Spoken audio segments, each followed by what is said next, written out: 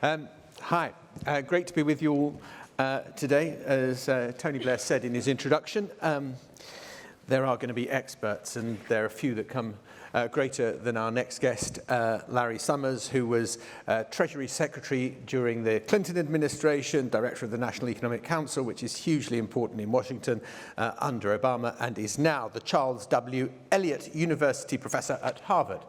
Welcome. Thank you very much for being with us. Very good to be here. It's a real privilege to be here at this conference. I was thinking that I first met Tony Blair just about 25 years ago when Tony, along with Bill Clinton, convened a small group of us to discuss the long-run prospects of the progressive radical center around the world.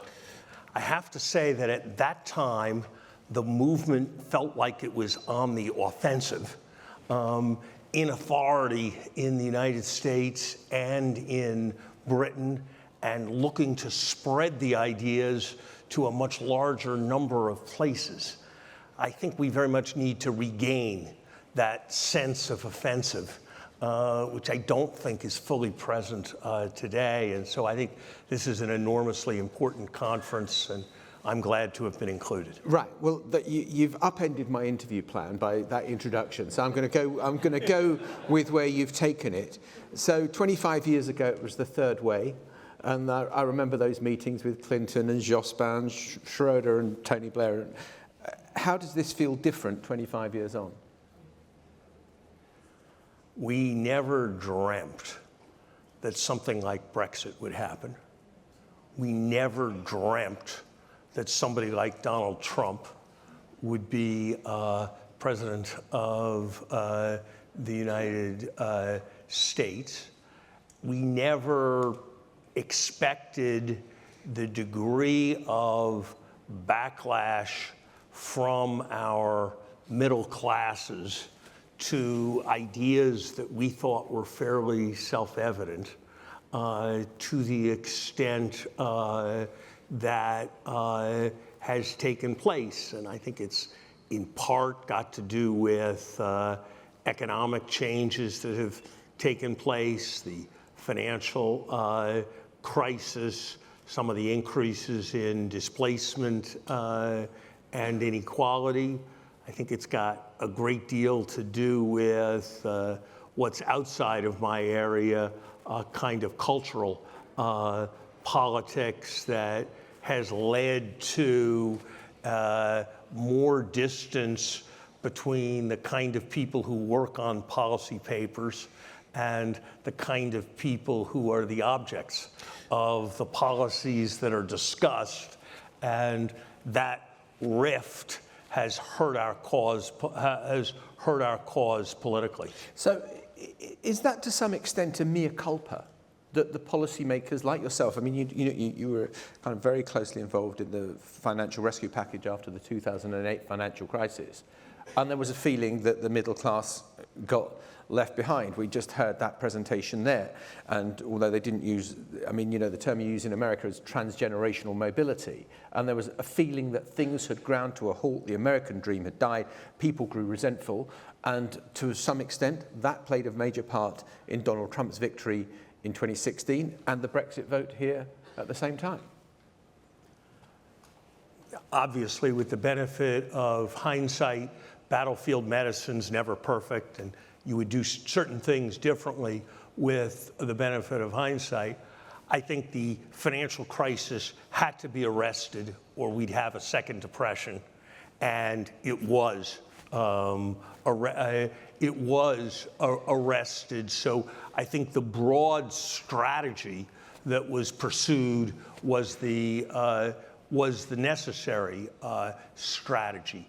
I do think that we all need to think very carefully about the messages that we are sending. And in a sense, I think the lesson of a lot of what's happened in the United States over the last year is there's not the constituency that many of us might like there to be for what I'll call budgetary progressivism, where you agree on a set of causes, you agree on large sets of money, you propose to commit large sums of money to the causes, and you expect everybody to cheer because the causes are important. And I think the difficulty is that not all the causes are as important as they are to others as to the proposers, and more importantly, that there's a deep skepticism, which we have underaddressed, about government's capacity to execute. So I should have said at the introduction that I'm going to open this up to questions a bit later on. So please have your questions ready for Larry. In the past, you've been a criticism of fiscal inaction, of low growth. Yet when Joe Biden came up with his rescue plan, when he took over office in 2021 and was proposing this huge stimulus package to deal with the COVID outbreak and the aftermath of it, you were saying, whoa, whoa, whoa, you're spending too much. We can't afford this. So I'm just interested in why that change of reasoning. Because economics is kind of a numerical and quantitative science, and it was my view, still is my view, that during, say, the 2012 to 2019 period, we should have been spending 2 or 3% of GDP more on fundamental public investments. That we had the opportunity to borrow at zero and do things that probably, if we did them well, would have a return of 18%, and if we didn't fix how we were doing them, would probably have a return of 8 or 10%. And that was a vast investment opportunity, which I thought we should avail ourselves of, and it would also put people to work and stabilize the economy and achieve green objectives and all of that. That's what I thought then. And I thought we needed a public investment program when the new administration came in. What was legislated in December and March of 2021 was not 3% of GDP, it was 14% of GDP, and it was largely not investment, it was largely the financing of a variety of transfers. Historians will look back with bewilderment at the fact that we managed to spend $2.9 trillion without financing, without incremental financing of viruses, of immunizations for COVID that you can spray into your nose, and without a variety of fairly clear health security, very fundamental investments. So it was all about the budgetary totals, which my judgment was at that time were excessive relative to the spending they would induce and the capacity of the economy. If you put enough water against a dam, the dam will leak. You may not know in which places it will leak, but the dam will leak. Similarly, if you put enough demand against an economy, 14% of GDP against an economy with 2% of GDP slack, you will have bottlenecks, and bottlenecks we had. So that was kind of my view then. I don't think there was any contradiction at all, and indeed it's kind of the essence of being in the center, that you do things quantitatively, and your debates are not just like, I'm always for more or I'm always for less. They're about like, what's the right amount given the context that we're in. And look, you know, you were unpopular for saying that. The administration didn't want to hear what you said, and you said it would be inflationary, and there's an awful lot of inflation. They said the inflation would be a blip and it would be short term, and the inflation looks like it is longer term. In that context, how do you see the next couple of years for the outlook for the economy in the UK and in the US? And what can be done if you are part of the progressive centre, given the headwinds that are now being faced? I don't think these are going to be easy years. And I don't think they can be made to be easy years. The lesson of economic history is largely that soft landings don't happen. When you have very low unemployment and you have very high inflation, which we surely do, essentially all the time, you get recessions within the next 2 years. Sometimes the inflation hurts financial conditions and erodes people's income so they don't spend and you get recessions. Sometimes the central bank has to take strong actions to contain the inflation and you get recessions. But I think the likelihood is that there will be a recession within the next 2 years. We need to be prepared to use that recession as an opportunity. The best time for people to be trained is when they would otherwise be unemployed, not when it's taking them away from jobs. The best times to repair the infrastructure are not when there's a massive demand for construction workers to work on new housing. It's when the construction workers would otherwise be sitting idle. The best time to be promoting innovation is when there is excess capacity. So we need to be ready. Every government that's encountered a financial crisis has found there's a problem, that there aren't enough shovel-ready projects. Well, we should be figuring out what the projects are so they will be shovel-ready if and when the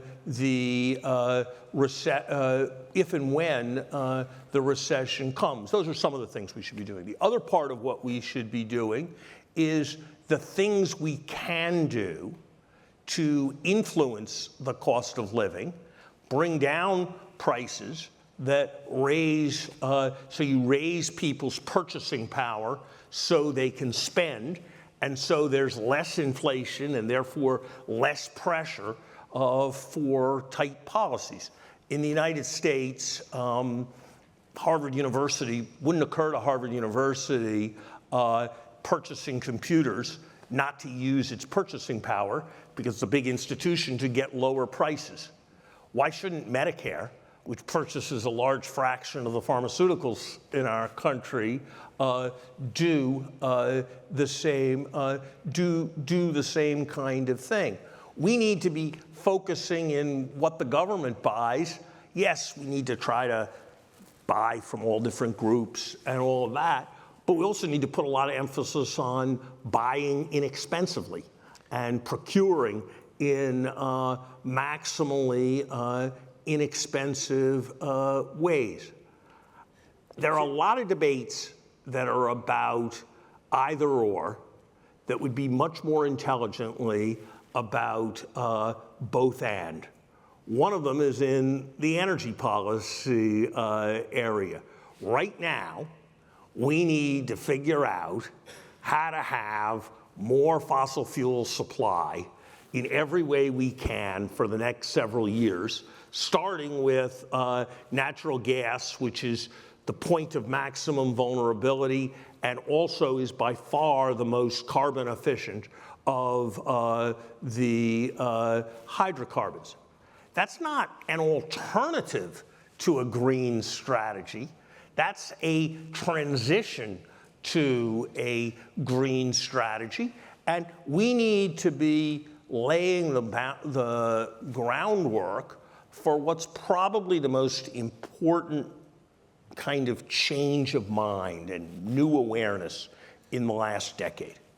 I just want to take you back to Okay. what you were saying about the factors that, I mean, presumably there are bits of Brexit which makes the British economy look different, and also fuel self-sufficiency, which you have in the United States, which Britain does not have, that make the economic circumstances different this side of the Atlantic from yours.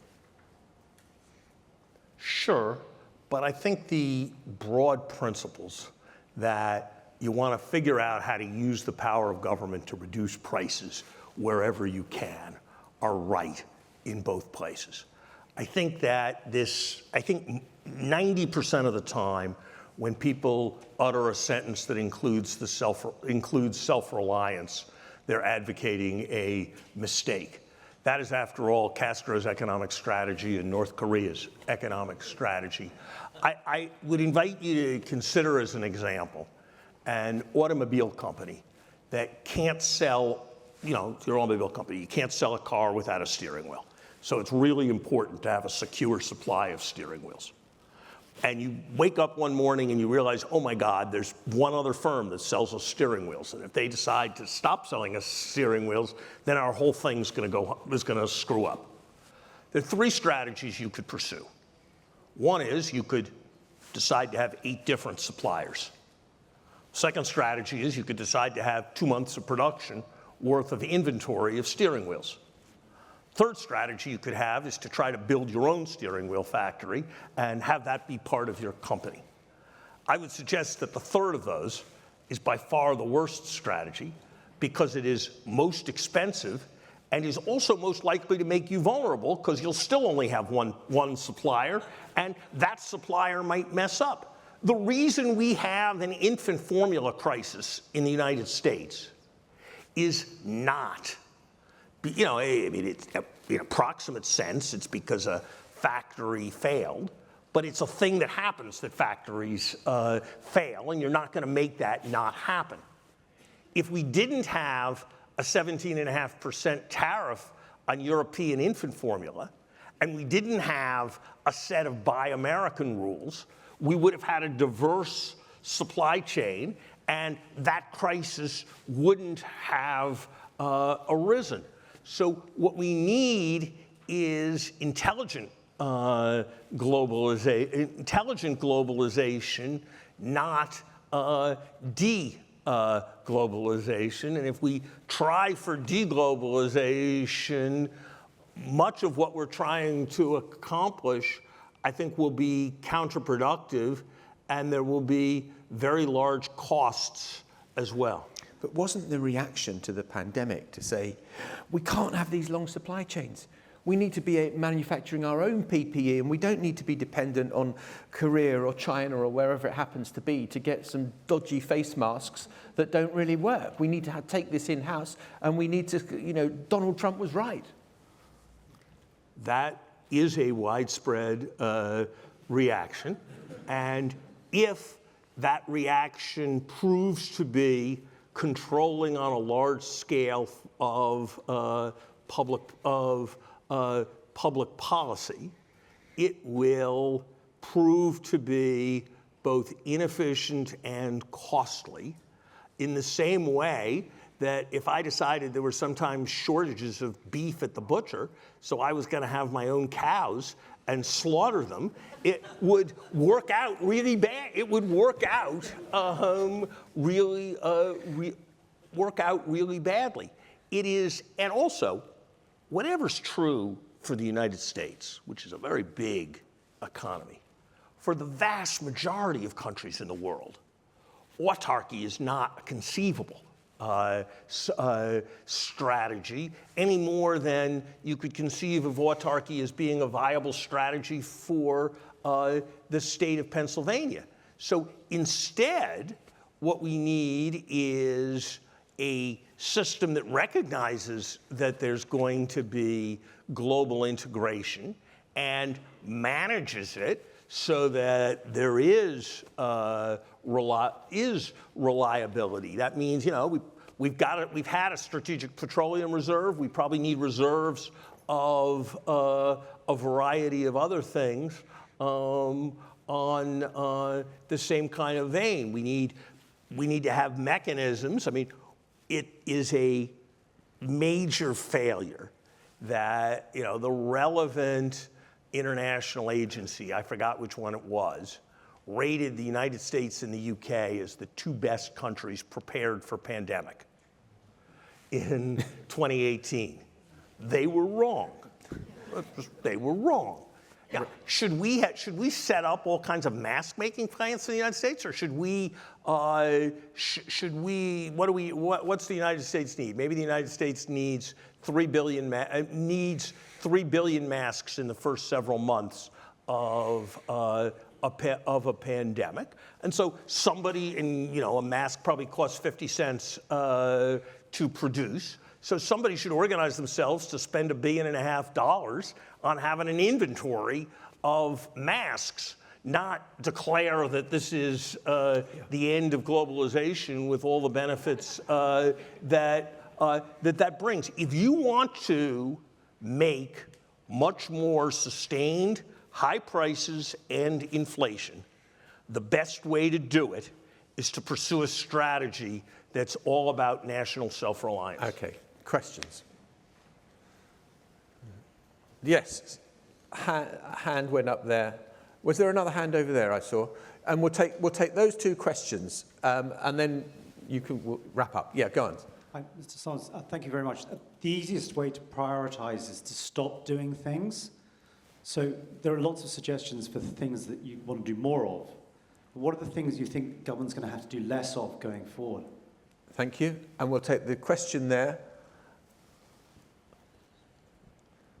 Thanks. We heard briefly about the long-term productivity problem in Britain.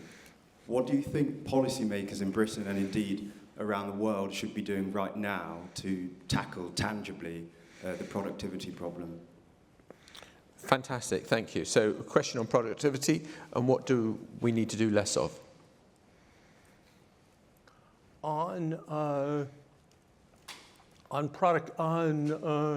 productivity, we need to invest in a reasonable way in the productivity of the less privileged and academically oriented half of the population, not just when they're young, but through their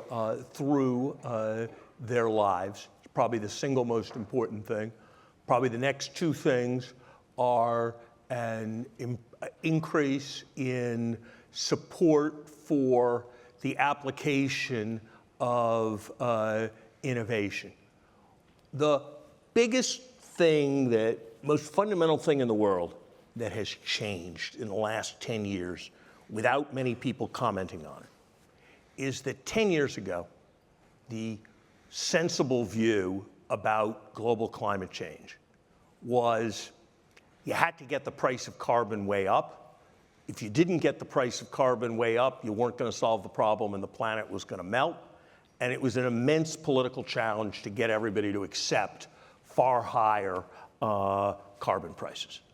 And it's proven, in fact, to be an even larger political challenge than people would have thought 10 years ago.